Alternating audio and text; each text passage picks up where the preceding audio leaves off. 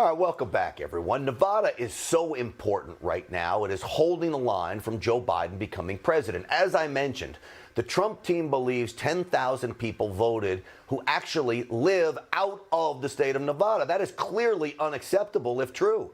Here to explain what is going on in Nevada is the president's former acting national director of intelligence and the man who held the news conference today on behalf of the Trump team, announcing a lawsuit being filed in Nevada to look at these voter irregularities, is our friend Rick Grenell. Rick, great to have you back on the program. Thanks for having me.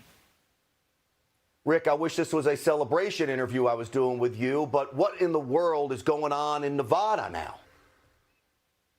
Look, here in Nevada, I have to tell you, we have found and just referred to DOJ 3,062 people who were found really through publicly available information that journalists should be digging into. But we, the campaign, found 3,062 people who violated residency requirements in Nevada and voted when they don't live here, and they didn't meet the residency requirements. Now, some of these individuals may have lived here in the past and got a ballot sent to them. We don't know the exact details yet, but we do know that they voted. And so what we are doing is referring these individuals to DOJ so that they can look at the details for possible criminal prosecution.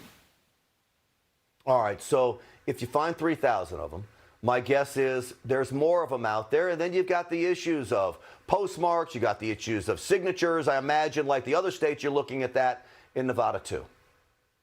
Look, I would encourage your watchers, your viewers, to go to the Nevada GOP Twitter feed, because just moments ago they posted a video from a young woman who is still grieving from her grandmother's death.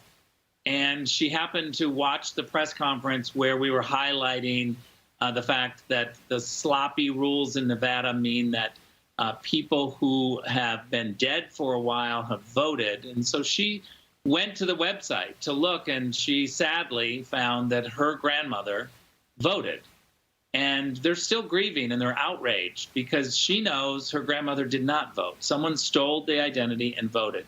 This is what is the problem with the mail-in systems across the country. We cannot have a sloppy system where you throw out ballots into the mail and then 5, 6, 7 ballots show up in an apartment complex for people who didn't live there, and somebody grabs them and fills them out. We highlighted this problem before the election, and what we were told by government officials in Nevada is that we would be able to catch anybody who did a phony ballot because they have signature requirements, and they would be able to tell.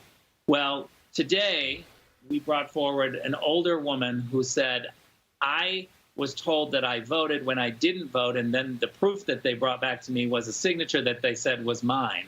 This is a sloppy system. You know what, Rick? Check balances are not working. I've got that woman at your press conference. I thought the soundbite was so compelling that you brought her there, and I thought it was powerful. I want to run it right now. Let's roll that. My name is Jill Stokey. I went to vote and was told I already voted. I pursued the matter. And in years past, I always voted in person. This time, they mailed out the ballot, and somebody took my ballot.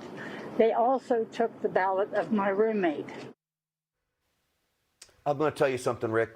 Even on this program, before the election, I warned this was going to happen. You're going to mass mail out these ballots. People are going to take them out of their neighbors' mailboxes. They're going to fill them out any way they want. You're going to show up and find out somebody voted for you. If this is happening in Nevada, I'll let you end it here, Rick. It's got to be happening in all of these other states as well. Well, there's no question the Democratic Party wanted to pretend that they were trying to encourage voting, but what they did is they encouraged sloppiness and illegal voting, because now we're catching all sorts of people that weren't supposed to vote, and they went out and they voted. We just caught 4 people who were underage in Nevada, and they voted, and they weren't at the age requirement. They were 17 years old. And so we're finding just these situations over and over. And I just got to say, look, it's the media's job to actually do digging journalism, to dig in and find out and do research. We have tried to highlight this, but sadly, not a lot of journalists took us up on pointing to the problems. And so today we had to spend the day finding individual stories, which we put out there. Sadly, reporters were complaining about, where's the evidence? Where's the evidence? And they weren't digging themselves. They were just standing around waiting for evidence to be spoon-fed. So we started digging in, and we found a whole bunch, through more than 3,000 in one day. I mean, this is the tip of the iceberg. That's what's going to happen. You're going to have to do the work for these reporters, and then even then, they're not going to want to do it. Rick Grenell, we so appreciate the work you're doing out there. Godspeed, and we'll talk again soon. Thank you.